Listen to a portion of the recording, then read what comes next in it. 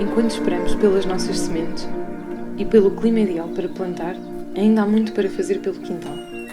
Retirar arames e suportes das plantas do ano passado, rearranjar canteiros e este ano construir um novo compostor.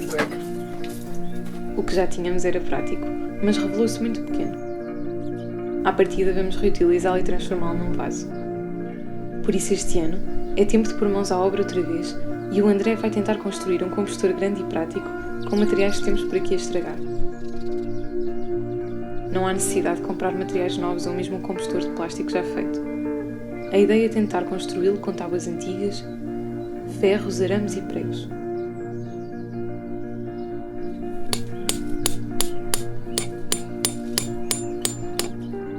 Sentimos-nos orgulhosos quando conseguimos dar um novo uso a material que já estava por aqui a atrapalhar.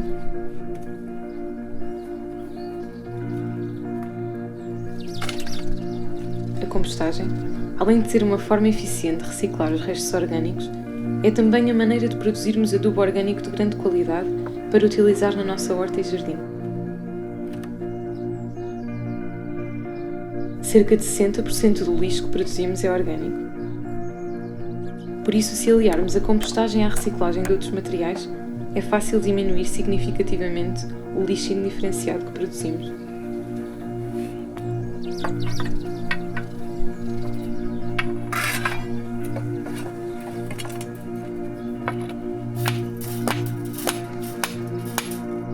Mas além desses benefícios para a horta e para o planeta, ainda há razões que nos levam a não querer usar adubos químicos. Vários tipos destes fertilizantes químicos, principalmente aqueles que são mais usados, são fortes acidificadores do solo, além de contribuírem para destruir a microvida existente no terreno. Os adubos sintéticos podem dar uma grande produtividade a curto prazo, mas contribuem para o desregulamento dos pequenos ecossistemas que fazem parte das nossas hortas, quebrando o equilíbrio natural entre o solo, os micro-organismos, as minhocas e as plantas. Vai por isso perturbar os ciclos normais da natureza. E além disso, a parte lixiviada, aquela que é levada pelas chuvas, vai poluir os lençóis freáticos e os rios.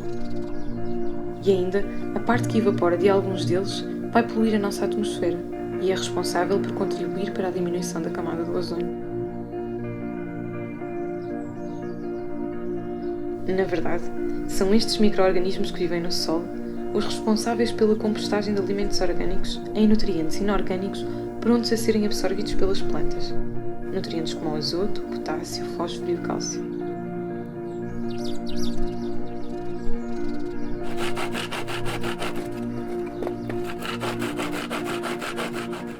E as minhocas, por sua vez, são responsáveis pela movimentação dos nutrientes pelo solo e o seu arejamento. O quintal começar a ter mais minhocas é um bom indicador que a saúde do solo está a crescer. A prática que temos de manter o terreno protegido com ervas ou palha também ajuda a manter a sua umidade, o que se torna propício para as minhocas circularem e fazerem as suas tarefas por baixo dessa camada. O composto orgânico regularmente agregado ao solo também faz com que ele consiga mais facilmente retirar água. Agora, resta-nos ir depositando os restos orgânicos da cozinha, intercalados com folhas secas e pequenos ramos de jardim, e aguardar, uma vez mais. A maior parte dos processos importantes levam o seu tempo.